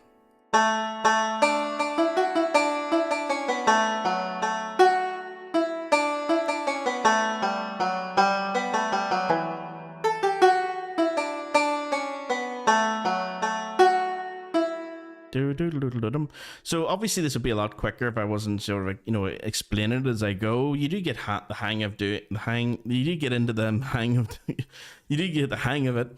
And after a while, what I would do is maybe just save. I would save like one of these like this, and then have that as your template. So once you're done with the Lord Inchquin here, make a copy of the file and then use that copy. Just change the name of it to something like template. And it means you don't have to go in and change the strings. You don't have to go in and add a linked stave. The only thing you'd ever want to do, just say, I don't want this music anymore, is just select the normal way we've always selected and just delete. You can get rid of your repeat marks just by clicking on them and hitting delete as well. And say, now I want a reel. Okay, go into your palettes and change your time signature to 4/4. It's in 4/4 now. Okay, say I wanted a different key. Go into your key and put it into, E minor or something.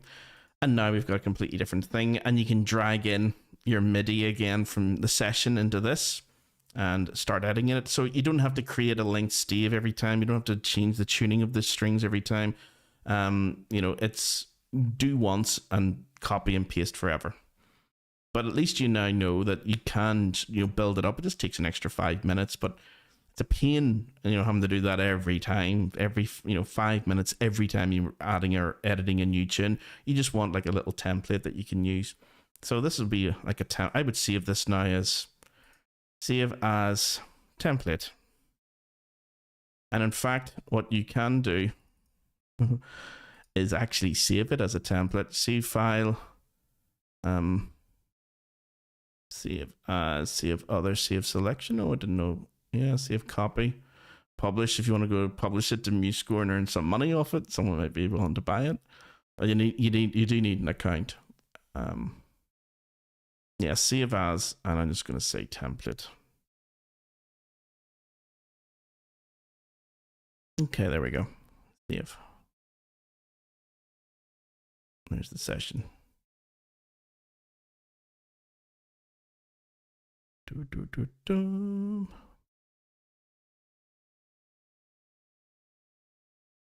There's the MIDI file is still there. Let's get rid of that. So when I'm going to select template now.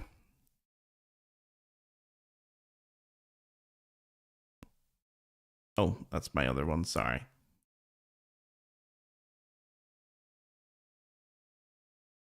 Sorry, clicked on the wrong thing, guys. Apologies for that. Yeah. So when I click on template now, there's the blank thing. And the big thing about this, guys, is changing the tempo. Slow down so you can actually, give yourself time to play along and accompany yourself. So that's important as well. Don't forget you can do that. So it's definitely my favorite, one of my favorite, and probably the software that I use the most every single day is MuseScore. And after a while, it just becomes the same as like opening a Word document and just being able to type your way you go. You don't need to, after a while, you won't need to worry about, well, where do I file save? How do I import? How do I add? You can add pictures to this as well. You can import anything you kind of like in it. So it's very sort of you can make it as advanced or as simple as you like. And you see the way I've got like all this over here. You can go in here and say, right, I don't want to see half this stuff. I don't want to see layout. I don't want to see properties. I don't even want palettes there. I want it as a free floating window. Or I want it on this side. Now it's over here, your palettes. I don't want half this stuff here either. You can go in here and just hide. Or if you go in and say, right, oh, I don't want half these ornaments. I don't want this. If you select it, and then you can actually just delete it. So it'll always still be there, if you want to add it in again. Yeah. So you can even make your own palettes, guys. Save palette, load palette. I kind of just like keeping it the way MuseScore has it. That everything in ornaments is going to be ornaments. But see the way I've got keys and time signatures here? You can create your own palette if you want to combine like 3 or 4 keys together. Would you ever use like half these keys, like C sharp major and C flat major and G flat major or E flat minor? Probably not. So you can hide all of these and hide most of the time signatures, and or even just combine them into one palette, have everything in one big palette, and move stuff around. You know, you don't have to have it this way. You can move stuff about. So yeah, I'd say I want the flat to be up here. Yeah, so it's very customizable to how you want it to look. I'm going to go back to the way it was. I'm going to bring this out back over here, and because I do need to see layout and properties. Yeah, I use them quite a bit. There we go.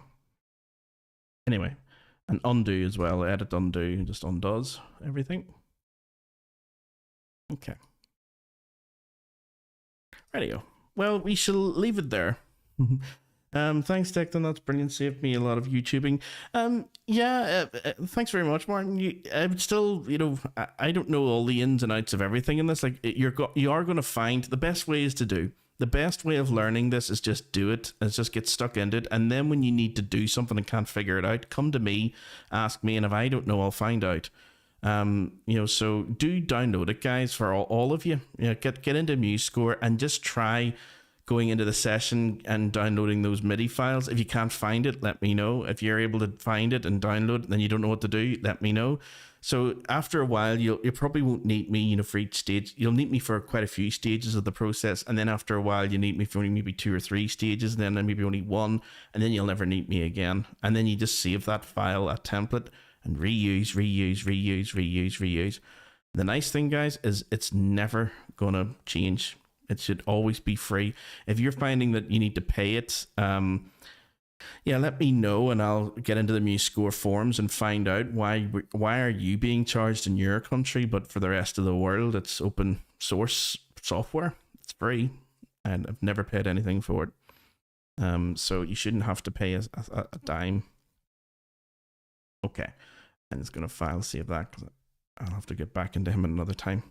So guys, I'm gonna love yous and leave yous, and I'm heading over to the Bouzouki course, guys. So if any of you here in the Bouzouki course, the full course, or if you are part of the subscription, the monthly subscription for classes, come on over. I shall see you there, and for anybody else, I shall see you all again next week here. So